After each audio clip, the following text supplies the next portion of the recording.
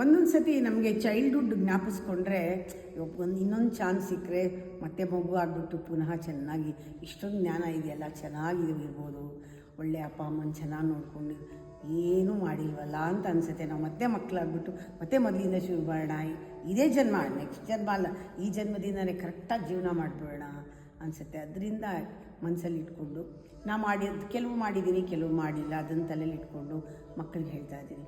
ತಂದೆ ತಾಯಿಗಳಿಗೆ ಯಾವಾಗಲೂ ಬೇಕಾಗಿರೋದು ಮಕ್ಕಳ ಯಶಸ್ಸು. ಆ ಯಶಸ್ಸು ಬರಲಿ ಅಂತ ಅವರು ಕಾಯ್ತಾ ಇರ್ತಾರೆ, ಇನ್ಯಾರೂ ಕಾಯಲ್ಲ. ತಂದೆ ತಾಯಿಗಳು ಕಾಯ್ತಾ ಇರ್ತಾರೆ, ಮಕ್ಕಳು ಮುಂದಕ್ಕೆ ಬರಬೇಕು, ಯಶಸ್ಸು ಬರಬೇಕು ಅಂತ. ನಿಮ್ಮ ಬಗ್ಗೆ ಗಮನ ಕೊಡೋರು ಇನ್ಯಾರೂ ಇಲ್ಲ, ಅಪ್ಪ ಅಮ್ಮ. ನೀವು ಮಧ್ಯ ಡಿಸ್ಟ್ರಕ್ಷನ್ ಆಗಬಾರ್ದು.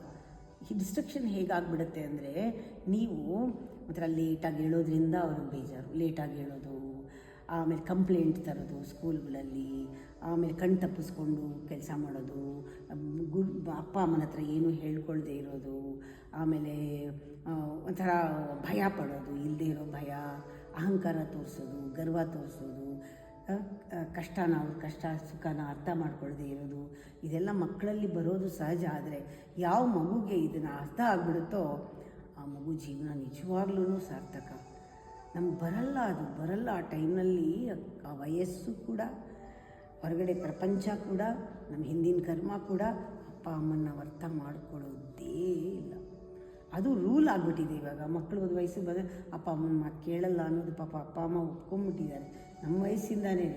ನಮ್ಮಮ್ಮ ಇವಾಗ ಎಷ್ಟು ನಾನು ಲೇಟಾಗಿ ಬಂದರೆ ಮಾಡಿದ್ರೆ ಎಷ್ಟು ಒದ್ದಾಡ್ತಿದ್ರು ಅಂತ ಇವಾಗ ಅರ್ಥ ಆಗುತ್ತೆ.